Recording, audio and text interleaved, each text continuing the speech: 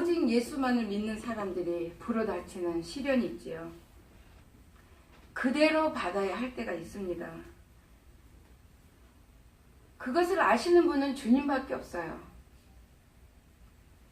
그 이유를 왜 주님께서 네가 복을 받아야 되는데 네가 왜 시련이 오느냐, 이걸 아시는 분은 당장 내가 겪은 시련에 대해서 너무 고통이 심합니다.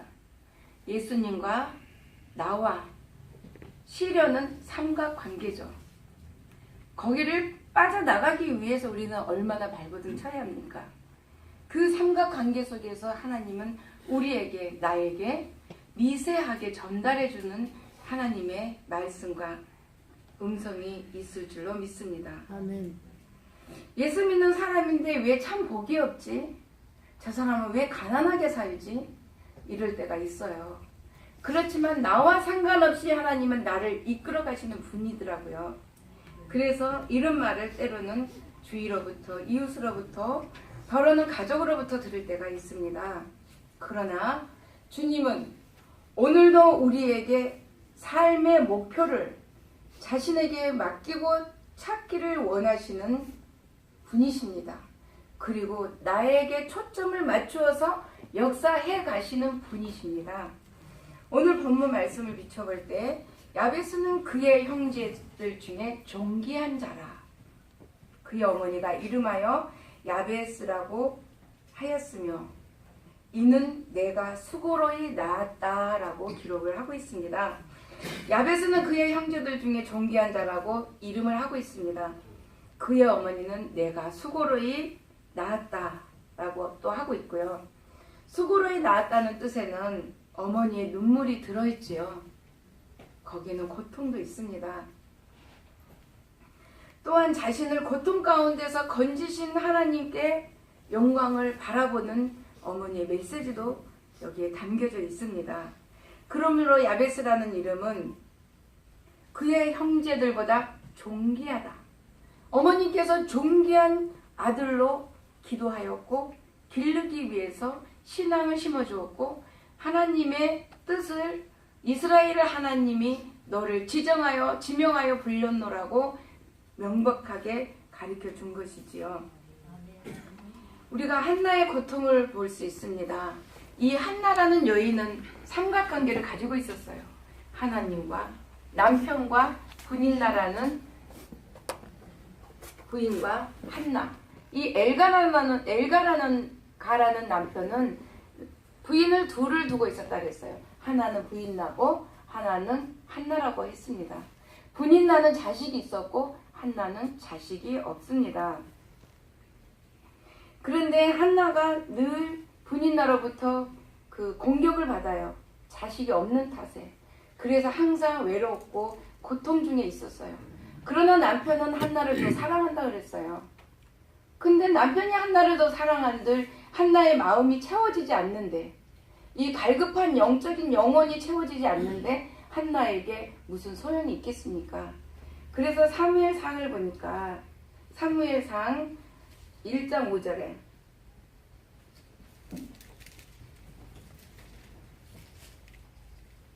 하나님께서는 우리를 이끌어 가실 때 우리가 모르는 일을 하나님은 계획을 하고 계십니다.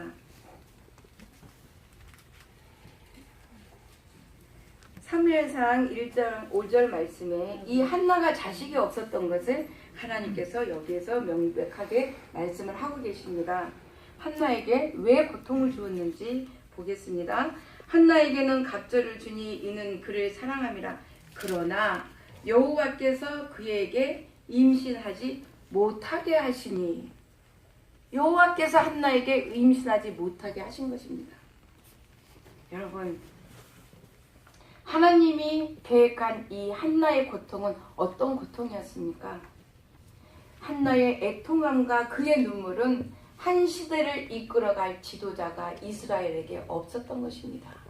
사사시대를 지나고 나서 이스라엘의 한 지도자를 세워가야 하는데, 나라와 민족을 이끌어가야 하는 그 지도자가 필요한데 이스라엘에게 그 지도자가 없기 때문에 하나님의 초점은 한나에게 맞추어졌습니다. 이 한나라는 여인의 애통과 고통의 눈물은 아기를 갖는 것이었어요. 그런데 하나님께서 이 한나가 아기를 가지면 어떻게 한다고 했습니까? 내가 아이를 가지면 삭도하지 아니하고 하나님 전에서 길리울 수 있도록 드리겠다고 서원을 해버립니다. 그것은 하나님의 계획이었어요.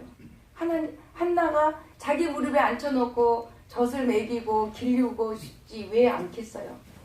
하나님은 우리를 향하여서 자기의 뜻과 자기의 나라를 이끌어가기 위해서 계획하신 분들이 바로 저와 여러분입니다. 우리가 살아가면서 하나님을 때로는 잊어버리고 외면해버릴 때도 있지만 하나님은 우리를 위해서 꼭 찾아오십니다. 그래서 여러분도 오늘 이 영종도까지 예수 사랑교회를 찾아오신 것이 하나님이 여러분을 찾아가셨기 때문에 이곳까지 발걸음을 한 줄로 믿습니다. 단에서 부엘세바까지 하나님의 말씀을 전달할 한 사람, 사무엘을 통해서 다윗의 왕을 세우셨고 예수 그리스도가 나게 하는 이 족보와 계보를 통해서 하나님의 나라, 우리의 생명을 구원하실 예수님 하나님께서 이렇게 한나를 고통 중에 불렀다는 것입니다. 여러분 고통을 당하고 있습니까? 그 고통 중에 주님 나 어떻게 할까요? 주님 나 어떻게 하면 좋을까요? 물어보시기를 바랍니다. 분명히 하나님께서는 여러분 가족에게, 여러분 친척에게, 이웃에게, 이웃 또한 여러분 가족들에게 분명히 복음의 전달을 위해서 여러분을 먼저 세웠다고 믿으시기를 바랍니다. 요즘 이 나라의 안팎과 정세를 보면 우리가 얼마나 하나님의 뜻에 맞도록 울어야 하는지를 볼 수 있습니다. 많은 사람들이 정치 얘기를 해요. 정계 얘기를 해요. 또한 남과 북의 얘기를 해요. 대통령과 위정자들 얘기를, 지도자들을 얘기를 해요. 특별히 교계 지도자들 얘기도 많이 하죠. 특별히 이단자에 빠져있는 그 지도자들도 또 얘기를 합니다. 우리가 이것을 볼 때 성경에 나와 있는 그대로 앞으로 이루어진다고 하는데 소돔과 고모라 성이라고 가깝게 오고 있다고 다 느끼고 있습니다. 성경 학자들만 느끼는 것이 아니라 예수를 믿지 않는 자들도 이 부분을 다 느끼고 있지만 우리는 그러면 하나님 앞에 어떻게 울어야 됩니까? 하나님 이 시대를 이끌어갈 지도자들을 속히 보내주셔서 이렇게 해야 됩니까? 아니면 지도자들이 다시 첫사랑을 회복하고 하나님 나라를 위해서 신앙을 다시 회복하고 하나님 뜻을 위해서 일할 수 있는 지도자들이 더 많이 이루어지도록 우리는 그렇게 기도할 수 있도록 당부를 합니다. 그래서 우리는 이 나라와 이 세계 모든 것들이 풍부한 가운데 우리가 더욱더 하나님 앞에 더 기도하지 못하고 더 말씀을 보지 못하고 하나님 앞에 바로 서지 못할 때가 저 자신부터 있다라는 것입니다. 민수기 27장 18절 20절에서 여호와께서 모세에게 이르시되 눈의 아들 여호수아는 그 안에 영이 머무는 자니 이렇게 말씀을 하십니다. 모세의 수종자였던 여호수아를 불러서 하나님께서는 모세에게 여호수아에게 기름을 부어 내 대신 이스라엘의 지도자가 되라 이렇게 명령을 하고 계십니다. 하나님의 기대죠. 여호수아는 모세의 수종드는 자였다라고 성경에 기록되어 있습니다. 그 위대한 모세가 시내산에 올라가 40일을 금식하고 기도할 때도 그 발치 밑에서 산 밑에서 기도하며 모세를 섬겼던 여호수아를 하나님은 똑똑히 보신 거죠. 그래서 여호수아에게 대한 기대가 하나님에게 있었던 거죠. 그래서 여호수아는 모세의 시종이었지만 하나님께서 기대하는 자 여호수아를 택하여서 모세 대신 종을 세우고 이스라엘 백성을 이끌고 가나안 땅에 들어갈 수 있는 능력을 베풀어 주시는 분이 바로 하나님이십니다. 우리에게도 종교의 대상은 예수 그리스도죠. 우리 주님이 오신 이후로는 여러분도 다 존귀하신 분들입니다. 예수님이 그렇게 만들어 주셨어요. 피의 복음으로 말미암아서 하나님의 자녀가 된 모든 여러분에게는 모두가 다 존귀한 분이에요. 예수님께서도 요한복음 5장 23절에 있는 모든 사람으로 아버지를 공경하는 것 같이 아들을 공경하게 하심이라. 아들을 공경치 아니하는 자는 그를 보내신 아버지를 공경하지 아니하시느니라. 우리가 예수님을 보내신 하나님 아버지를 믿는 것이 곧 우리 예수 그리스도 주님을 믿는 것이라고 합니다. 하나님께서 예수님을 향한 기대는 무엇이었을까요? 그럼 모세를 향한 기대는 이스라엘 백성들을 이끌고 저 가나안 척박한 땅에 들어가서 12지파에게 땅을 나누어주는 것이었죠. 그리고 가나안 땅을 정복하라는 것이었죠. 그러면 하나님께서 자기 아들 예수 그리스도 독생자를 이 땅에 우리에게 인간에게 보내주셨을 때 예수님에 대한 아들에 대한 기대는 무엇이었을까요? 여러분 다 아시죠? 십자가를 통하여서 구원을 완전히 이루시는 것이 아들을 향한 기대였습니다. 그리고 하나님 아버지는 그 아들을 당당하게 십자가에 못 박혀 죽게 하셨습니다. 그것이 하나님 아버지가 아들을 향한 기대였어요. 그러면 하나님 아버지께서 우리에게 대한 기대는 뭘까요? 분명히 우리의 꿈이 있습니다. 꿈을 향한 기대를 하나님께서는 우리에게 던져주십니다.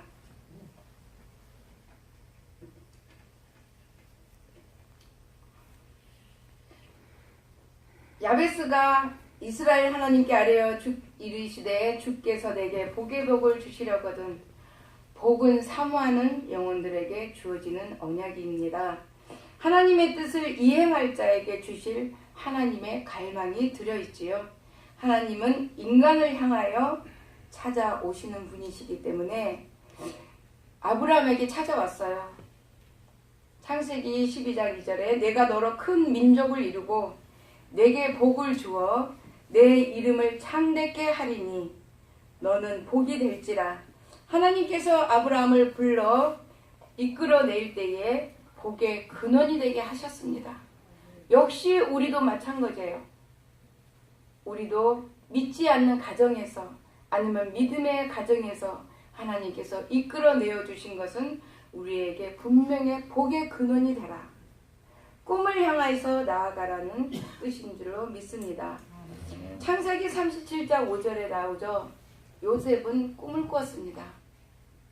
하루는 그 꿈을 꿨는데 볕단이 11단은 자기는 한 단 12 야곱에게 12형제가 있었는데 요셉의 한 단의 볕단이 일어서 있고 11단의 볕단이 요셉을 그 한 단의 볕단을 향해서 절을 하고 있었다고 형제들과 아버지께 얘기를 하게 됩니다. 이렇게 요셉은 꿈을 꾸고 나서 형제들에게 말하고 나서 형제들의 시기와 질투와 미움을 사게 되죠. 근데 어떻게 했어요? 요셉은 이 꿈을 간직하고 있었습니다. 이 꿈을 버리지 않았어요. 그래서 요셉에게 고통이 찾아오기 시작합니다. 요셉에게 시련이 찾아오기 시작한 것은 요셉은 형제들로부터 애굽으로 팔려가는 종살이를 하게 되는 그런 시련이 찾아왔어요.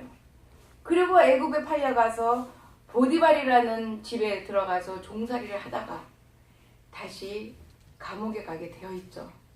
감옥에 가서 또 살면서 2년 이상을 감옥에서 살고 있는데 꿈을 해석하는 요셉에게 항상 하나님이 함께 하셔서 형통하였더라 그랬어요. 하나님이 형통할 때는 그냥 형통한 것이 아니죠. 요셉은 늘 불만 불평을 하지 않았던 것 같습니다. 성경에는 요셉의 불만 불평이 없었어요. 왜냐하면 하나님이 자기의 꿈을 이루어 주실 것이라는 것을 믿고 확신했기 때문에 항상 그 꿈을 가지고 기도하지 않았을까요? 그래서 하나님은 요셉에게 기대하는 것을 이끌어서 이 감옥에까지 집어 넣어버립니다. 이때 요셉은 또한 하나님 앞에 늘 함께하는 사람이었죠. 그래서 요셉이 꿈을 해석하다가 바로 앞에 서게 됩니다. 바로가 또 요셉에게 이르되 내가 너를 애굽 온 땅의 총리가 되게 하노라. 요셉이 바로의 꿈을 해석을 하고 바로는 요셉을 들어서 온 땅의 총리가 되게 하는 반지를 주고 자기의 직임을 줍니다. 그래서 전국을 총리로 다스리게 요셉에게 주셨어요. 하나님의 기대예요. 하나님께서 요셉을 애굽의 총리가 되게끔 만들어 주신 후에 어떤 일이 일어났습니까? 자기가 택한 백성 이스라엘 백성이 기근으로 인하여서 먹을 것이 떨어지고 가난하게 되자 요셉이 다스리고 있는 애굽 땅으로 보내게 됩니다. 그리고 그때 형제들을 만나고 아버지를 만나고 이스라엘이라는 거대한 민족을 이루어서 다시 애굽에 나오기까지 자기 백성을 이끌어 가고 계셨다는 것입니다. 저와 여러분에게도 분명한 하나님은 그런 계획으로 이끌어내어 주십니다. 여러분 꿈을 가집시오. 여러분의 꿈이 허황된 꿈이 아니고 하나님을 향한 꿈이 아니라 세상에 어떤 명예나 지식을 얻는 꿈이 아니라 하나님을 위해서 모든 것을 쏟아 부어서 일을 하겠다. 하나님의 뜻에 맞추어서 이루신다는 꿈이라면은 분명히 하나님께서 여러분의 꿈을 이루어 주실 줄로 믿습니다. 아멘. 야베스가 지경을 넓혀달라고 한 것은 목표가 있다는 것입니다. 야베스는 목표가 있었어요. 복에 복을 더하사 나의 지경을 넓혀주시고, 근데 복을 주시는데 그냥 복만 받아서 가로채겠다는 게 아니죠. 지경을 넓혀달라고 호소하고 있습니다. 나의 지경을 넓혀주시고. 여러분의 지경은 어디까지일까요?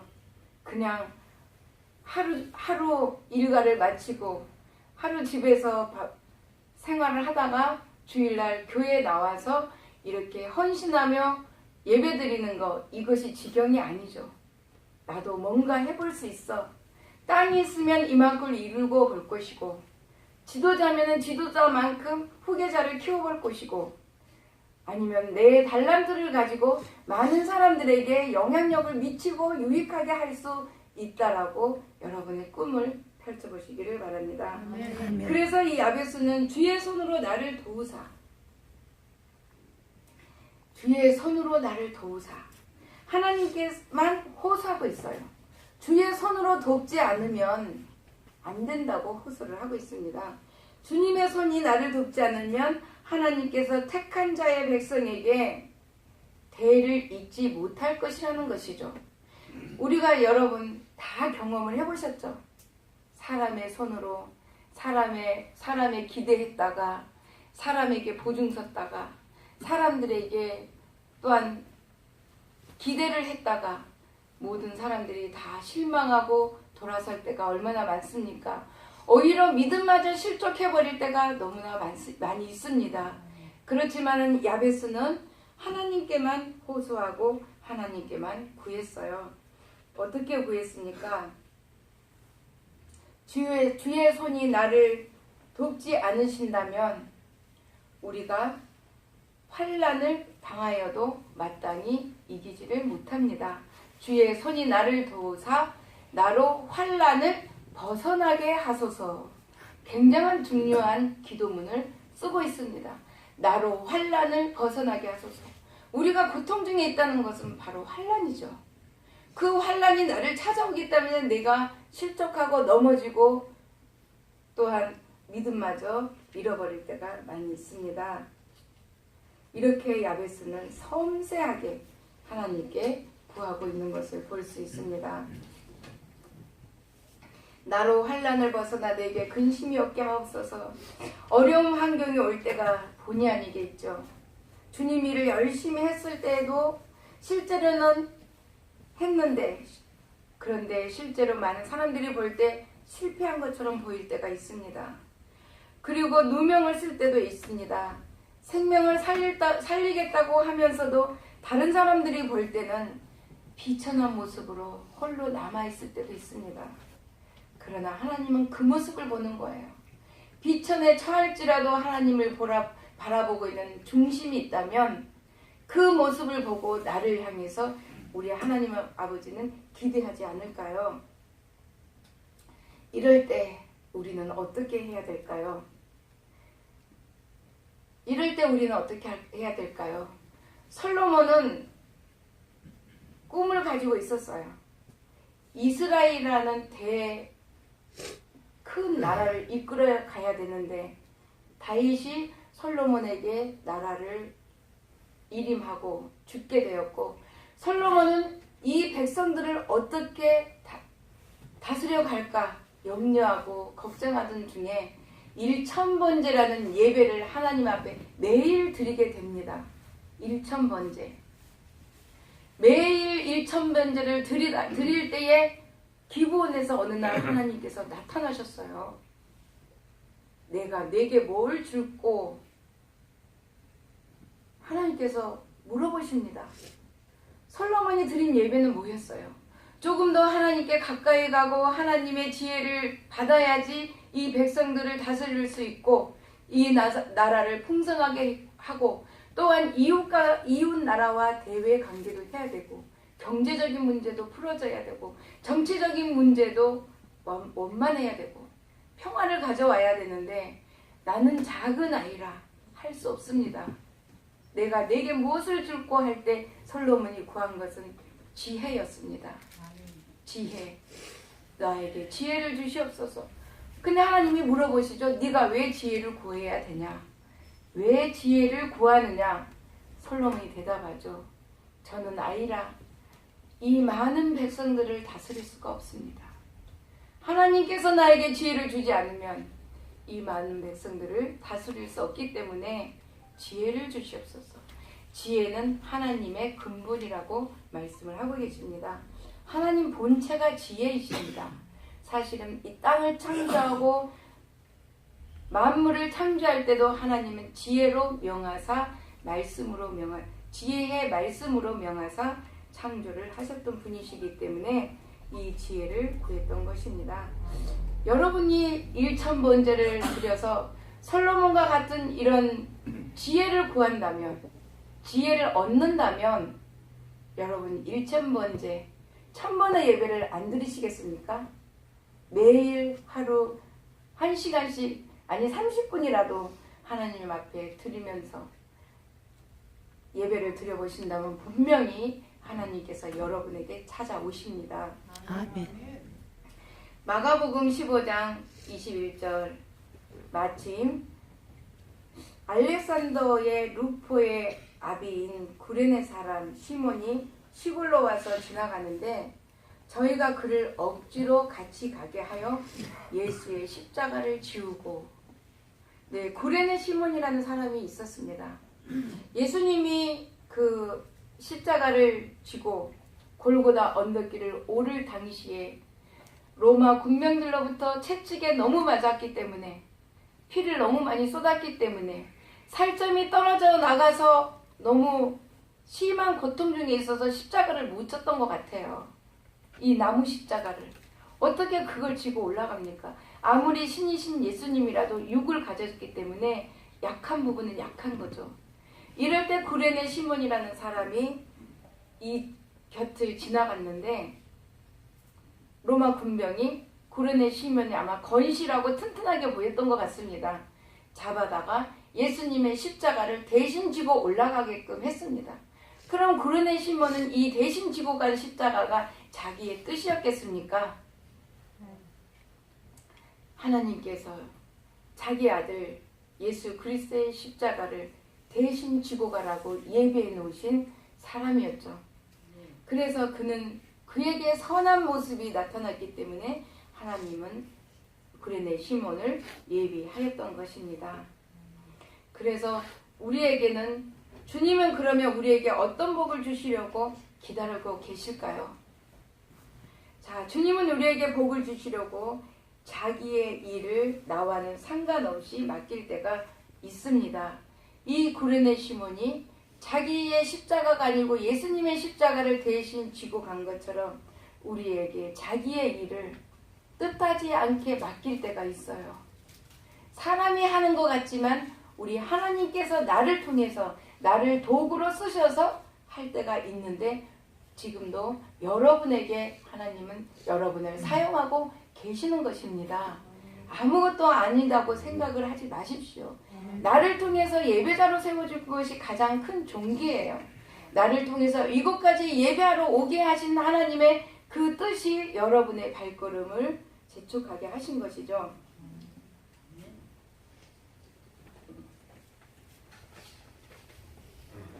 사도 바울이 이렇게 고백을 합니다. 루포의 어머니는 곧 내 어머니라고 소개하고 있습니다. 주 안에서 택하심을 입은 루포와 그 어머니에게 문안하라.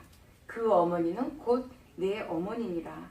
이 루포는 구레네 시몬의 아들이었어요. 그의 어머니는 시몬의 그런 부인이었겠죠. 그런데 얼마나 바울의 사역에 도움을 주었으면 성경에 기록해서 문안하라. 그를 섬기라고 말씀을 하고 계십니다. 문안하라. 이 어머니는 바울이 사역을 하는 동안에 기도로서 물질로서 늘 공급을 하면서 사도 바울 옆에 계셨던 것을 사도 바울이 잊지 않고 기록을 하고 계십니다. 그래서 이 시몬이 강제로 주님의 십자가를 지고 간 것은 주님의 뜻과 하나님의 섭리였던 것이 시선이 구레네 시몬에게 기대되었던 하나님의 시선이었던 것으로 봅니다. 야베스가 구하는 기도는 환난을 벗어나 근심이 없게 하옵소서라고 했죠. 이 야베스의 기도는 어떤 기도도 하나님의 마음을 감동시켜야 됩니다. 하나님의 마음을 감동시켰던 거예요. 야베스의 기도가. 우리도 역시 기도할 때 하나님의 마음을 감동시켜야 됩니다. 어떻게 감동을 시킬까요? 다윗이 하나님께 합한 자라고 했으면 다윗은 시편을 많이 기록을 하였는데 항상 하나님께 감사의 예배를 드리고 감사의 찬양을 하였고 하나님을 위대하신